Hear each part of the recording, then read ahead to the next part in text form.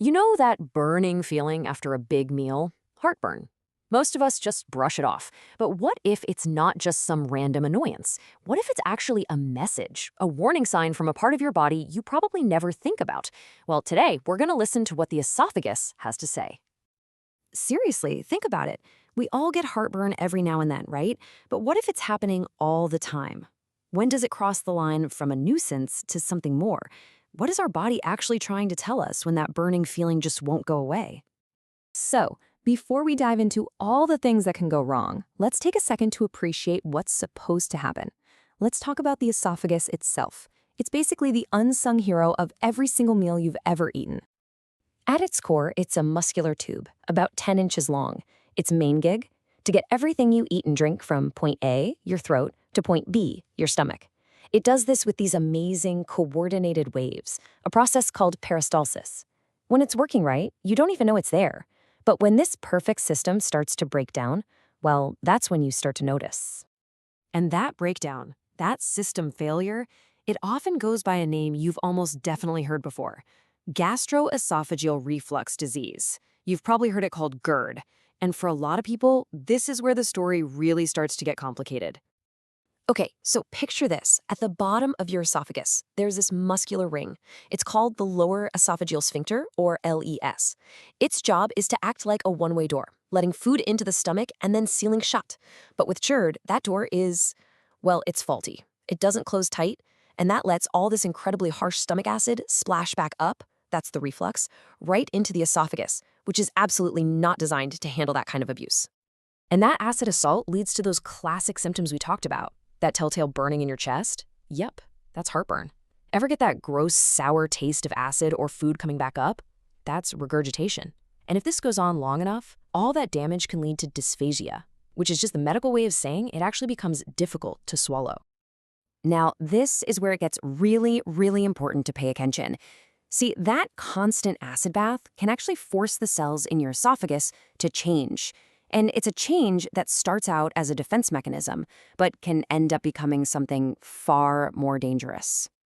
It's kind of like this.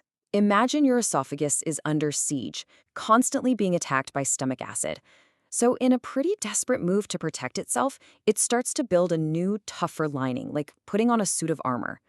The problem is, this armor has a major design flaw.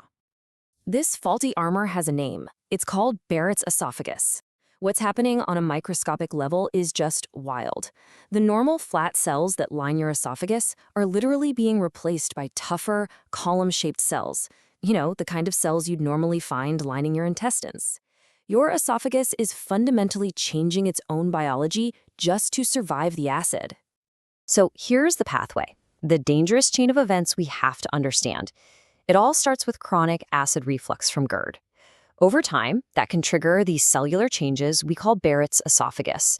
And this is the crucial link. Those new, tougher cells, they are way more likely to turn cancerous, leading to a specific type of cancer called adenocarcinoma. And it's important to note there are actually two main types of esophageal cancer, and they have really different stories. Adenocarcinoma, the one we've been talking about, usually shows up in the lower part of the esophagus and is tightly linked to GERD and Barrett's. But there's another kind, squamous cell carcinoma, which is actually more common worldwide. That one tends to be higher up in the esophagus, and its biggest risk factors are things like smoking and heavy drinking.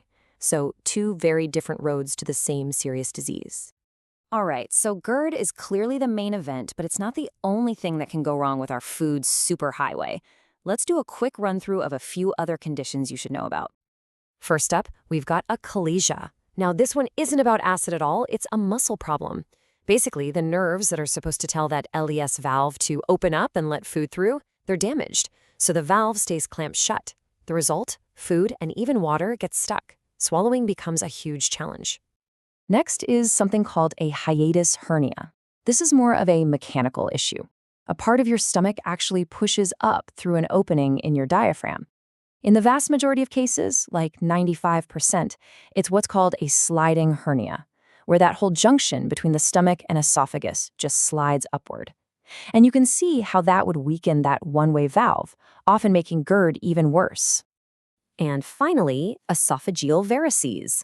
This is a really serious one. It's when veins inside the esophagus get swollen and enlarged. And the cause has nothing to do with the esophagus itself. It's actually coming from high blood pressure in the veins around a diseased liver, usually from cirrhosis. The huge, huge danger here is that these swollen veins can burst, causing massive, life-threatening bleeding. Okay, wow, that was a ton of information, I know. So how can we make the most important parts stick? Let's just boil it all down with a couple of easy-to-remember tools.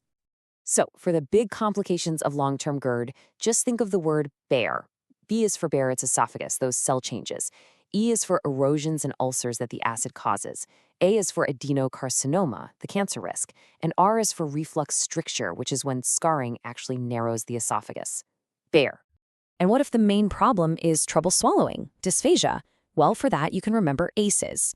A for achalasia, that muscle disorder, C for cancer, E for esophagitis, which is just a general inflammation, and S for stricture, that narrowing. ACEs. Easy enough, right? So we're back where we started, that simple, everyday feeling of heartburn. Yeah, maybe it's harmless. But as we've just seen, it could also be the very first whisper of a much bigger problem down the road. The real takeaway here is so simple. Don't ignore what your body is trying to tell you. Just listening, that's always the first step. Thanks for tuning in.